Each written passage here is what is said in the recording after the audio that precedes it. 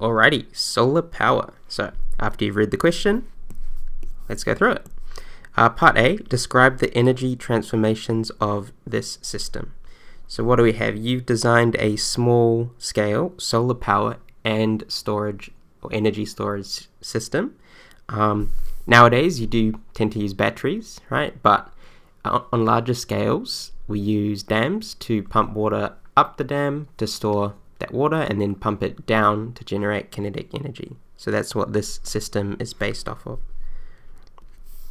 So what are the energy transformations? So we have, of course, solar energy, which is electromagnetic radiation hitting the solar panels, which then turns into electrical energy. Alright, so that's a solar panel. So we can generate electricity directly from the sun's energy.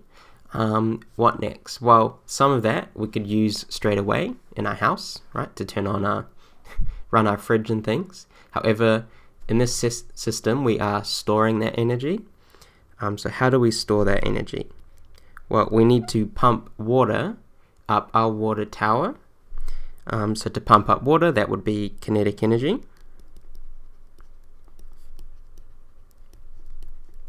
So of water.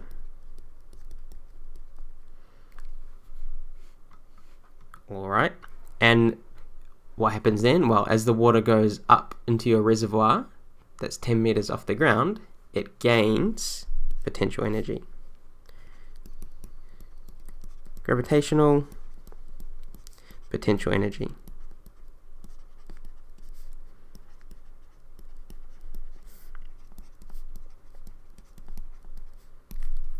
Alright, and that would be sufficient. So just as a diagram, let's draw it out. We have our solar panels. We have our beautiful sunshine. Connected then to a pump, which then feeds water up into our reservoir, like so. There we go. So once more, solar energy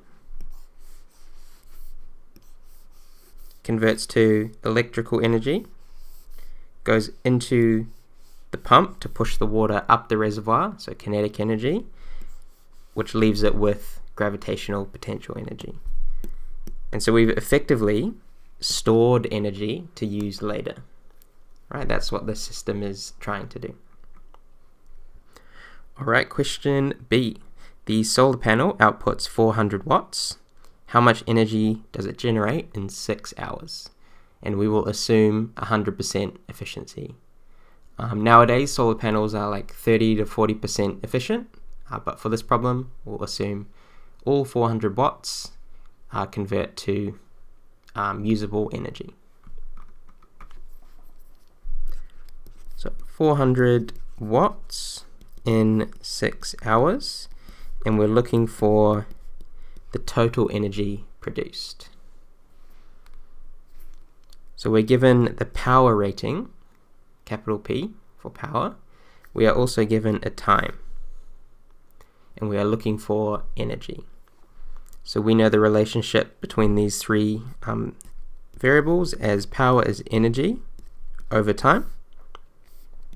So rearranging for energy, we would multiply both sides by T to give energy equals power times time. Now, can we do 400 times 6? Not quite, right? We need SI units. So watts, that's already in SI units, that's joules per second. However, 6 hours, we need to convert that into seconds. So let's just do that first.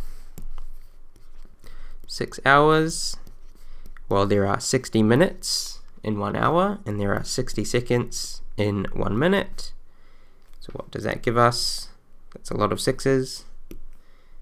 6 times 3,600, or 60 times 60. So 21,600 seconds are in 6 hours. So finally, substituting it into our equation to solve for energy. Energy is power, 400 watts, times time in seconds. So times 400 watts. What is that? 8.64 million. So I'll use mega to represent million, or actually, let's just use scientific notation, times 10 to the 6 joules. You could, of course, list out the full number if you like. But scientific notation keeps it a bit tidier. So that's how much energy the solar panel, rated at 400 watts, will generate in 6 hours. So let's have a think for a second. So that's energy generated, which we could then use to turn a pump to push water up into a reservoir to store that energy to use later. Right? So during the day, maybe when you're at school or work and you're not using much electricity at home, you could store that in the water in the reservoir so that later you could feed it back down to turn a generator at nighttime when there's no more solar energy available. Alright, and on that note, part C, you worked out you need about 6 megajoules, so 6 million joules of energy to use at nighttime.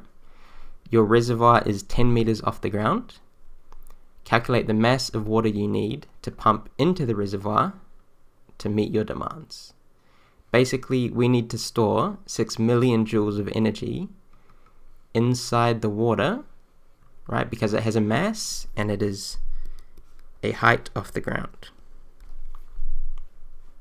And so we'll assume the water is all at a height of 10 meters, but in reality, as you add more water, it actually gains a bit more height. So that's an interesting problem to solve. We'll definitely need calculus for that one. Okay, so part C, we want 6 million joules required.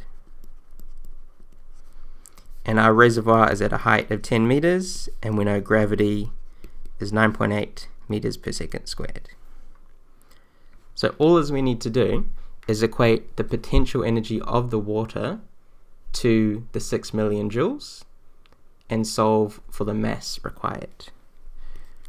So recall potential energy is mgh, where we know the energy, we know the height, and of course we know gravity, which is a constant, so we can substitute in the values and solve for the unknown. I'll rearrange for the mass first, but you could substitute and then solve. So to get mass by itself, I will divide both sides by GH, like so, which will give mass equals potential energy divided by GH. Now substituting in our known values, we require 6 million joules divided by 9.8 times the height of 10. So 6 times 10 to the 6, so that's 6 million. Yep, divided by 9.8 times 10. So what's that? 61,225 kgs. And now, looking at the precision of the values we were given, we were only given one significant figure. So we'll need to round our answer to one significant figure. So 60,000 kgs. That's the mass of water we would need to pump to a height of 10 meters so that later in the day we could let it flow back down and convert to kinetic energy to spin a generator to generate electricity for us to use. Now, in reality, we would need a lot more because there are, of course, energy losses due to friction, heat, sound, things like that. However, this is just a approximation to learn from and consider conservation of energy. Cool. All right. Well, if you don't have solar power, it is a great investment. Talk to your parents about it, and I'll see you next time.